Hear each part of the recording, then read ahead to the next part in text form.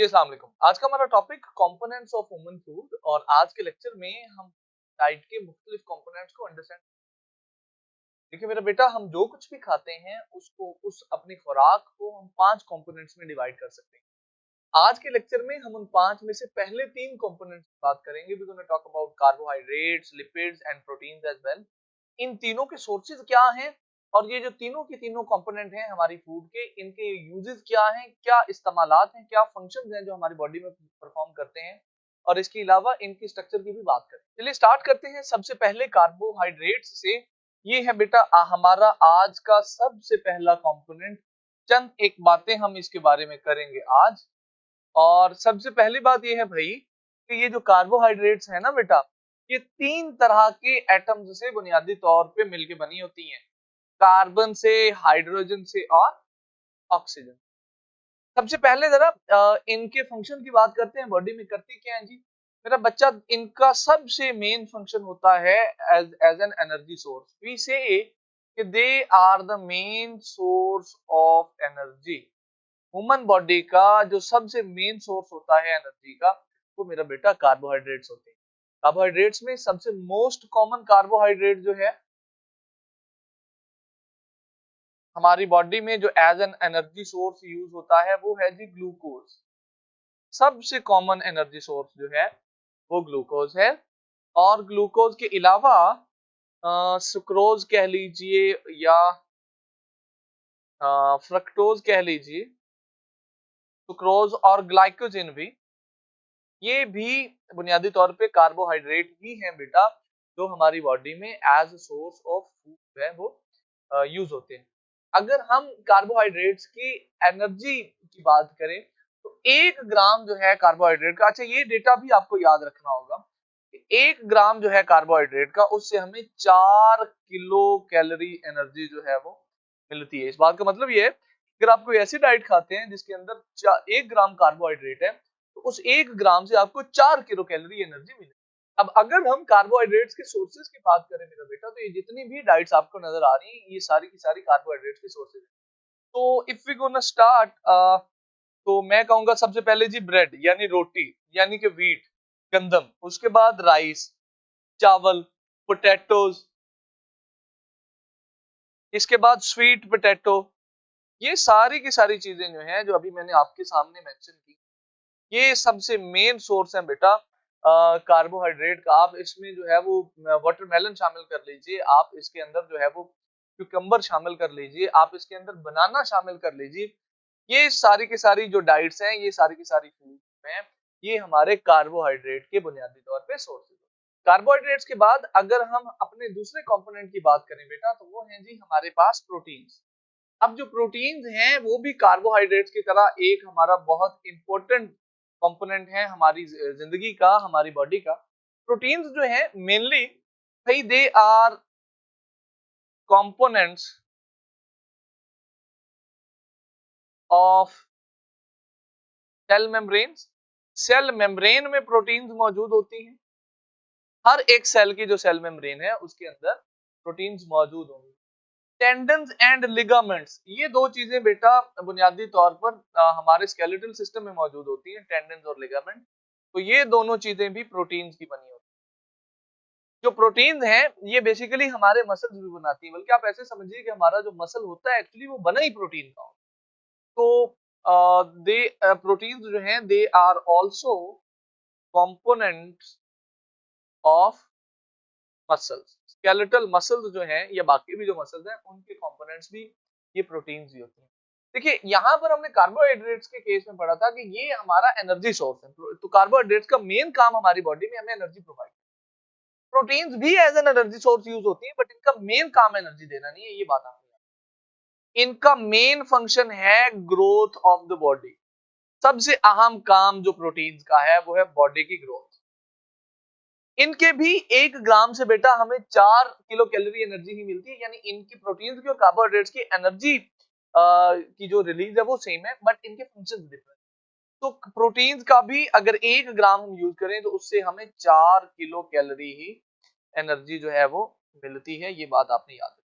Finally अगर मैं इसके कुछ सोर्सेज की बात करूं कि प्रोटीन कहां से है बेटा, तो सबसे पहला सोर्स है जनाब मीट।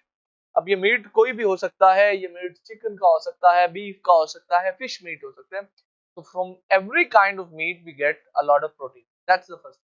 उसके जनाब अलावा मिल्क से बेटा, दूध से, एग्स से, एग्स के अलावा जो दालें होती हैं जिनको हम बीन्स कहते हैं, उन बीन्स से आपको काफी ज्यादा मिकदार में प्रोटीन्स मिलती है। तो ये हमारे पास प्रोटीन्स के कुछ सोर्सेज भी। Last but not the least, अगर हम अपनी ह्यूमन फूड की तीसरे कंपोनेंट की बात करें बेटा, तो वो है जनाब हमारे पास लिपिड्स। अब ये लिपिड्स जो है, इनका भी बॉडी में डेफिनेटली बहुत इंपॉर्टेंट रोल है बेटा। और सबसे पहली बात जो लिपिड्स के बारे में आपको पता होनी चाहिए वो ये है जनाब कि ये जो लिपिड्स हैं they are made up of fatty acids and glycerol. ये जो लिपिड होते हैं ना, कोई भी जो लिपिड है बेटा, वो इन दो चीजों से मिलकर बना होता है, फैटी एसिड से और ग्लिसरॉल से। तो हमारी बॉडी में भी जो फैटी एसिड मौजूद होते हैं वो भी इन्हीं दोनों चीजों से, फैटी एसिड और ग्लिसरॉल। अब अगर हम लिपिड्स की बॉडी में फंक्शंस की बात करें, तो इनका सबसे इंपॉर्टेंट फंक्शन जो है ना जी बॉडी में, वो है कि they are the components of cell membrane. Cell membrane की 60 to 80% कंपोनेंट जो है ना बेटा, वो यही लिपिड्स होते हैं। तो we say they are basically components of cell membrane. सबसे अहम बात तो है। अब लिपिड्स के अंदर जो फैटी एसिड मौजूद होते हैं, उन फैटी एसिड्स को बेटा हम दो कैटेगरीज में डिवाइड कर सकते हैं। वो फैटी एसिड या तो हो सकते हैं सैचुरेटेड और या फिर वो हो सकते हैं अनसैचुरेटेड। तो we say that there are two categories भाई, अनसैचुरेटेड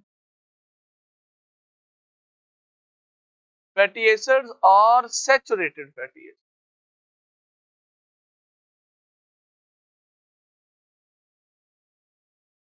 अब जो सैचुरेटेड और अनसैचुरेटेड का लफ्ज है ना बेटा, ये बुनियादी तौर पे ना कार्बन के बॉन्ड्स के हवाले से यूज।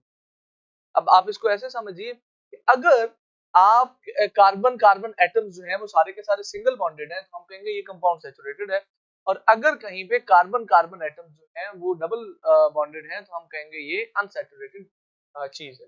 तो ये जो अनसैचुरेटेड फैटी एसिड होते हैं, इनका सिनेरियो ये होता है कि दे हैव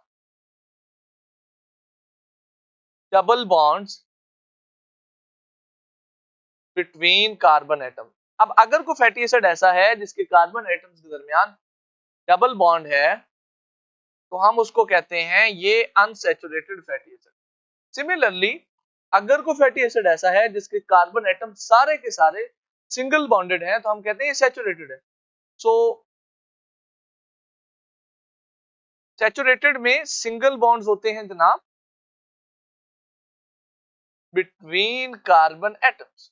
तो this is their basic difference. एक और डिफरेंस भी है सैचुरेटेड और अनसैचुरेटेड फैटी एसिड्स के दरमियान बेटा, और वो है इनकी फिजिकल स्टेट। ये जो हमारे अनसैचुरेटेड फैटी एसिड है बेटा, ये लिक्विड होते हैं रूम टेम्परेचर पे, और जो हमारे सैचुरेटेड फैटी एसिड हैं ये होते हैं सॉलिड एट रूम टेम्परेचर। एक फर्क इनका बुनियादी तौर पे ये भी। अच्छा, ये जो हमारे अनसैचुरेटेड फैटी एसिड हैं इनको हम फैट्स भी कहते हैं। अनसैचुरेटेड फैटी एसिड्स को हम फैट्स कहते हैं। अब आपके पास जो मुख्तलिफ लिपिड्स होते हैं, हो सकता है कि उनमें दोनों तरह के फैटी एसिड मौजूद हो। उनमें जो अनसैचुरेटेड फैटी एसिड हैं वो भी मौजूद हो, और जो सैचुरेटेड फैटी एसिड हैं वो भी मौजूद। मिसाल के तौर पे हमारे पास अनसैचुरेटेड की एग्जांपल है जी सनफ्लावर। अब सनफ्लावर ऑयल जो है, उस सनफ्लावर ऑयल के अंदर 70% के करीब अनसैचुरेटेड फैटी एसिड होते हैं,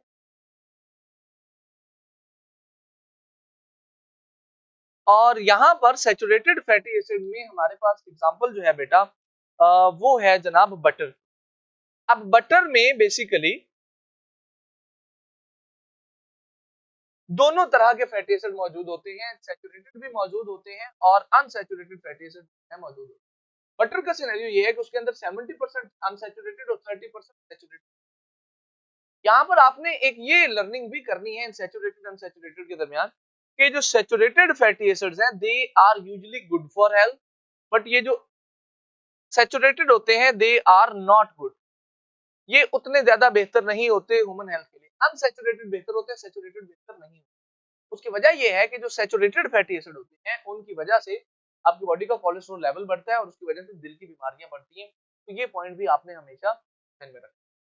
फाइनली अगर हम लिपिड्स के कुछ सोर्सेज की बात करें तो ये सारे सोर्सेज लिपिड्स के हैं जनाब। बटर लिपिड्स का सोर्स है, चीज लिपिड का सोर्स है, जो मीट है, मीट में भी किसी न किसी हद तक जो है मेरा बेटा लिपिड्स मौजूद होते हैं। नट्स में, मुख्तलिफ नट्स में जो है लिपिड्स मौजूद होते हैं। इसके अलावा ये एक फ्रूट होता है जिसको हम एवोकाडो बोलते हैं, उसके अंदर भी जो लिपिड्स हैं वो मौजूद होते हैं, और चॉकलेट के अंदर। All of these are actually the sources of lipids. आज के लेक्चर के लिए इतना ही। अगर आपको कोई सवाल हो तो आप ऑटो मुझे पूछ सकते हैं। See you in the next class. Allah.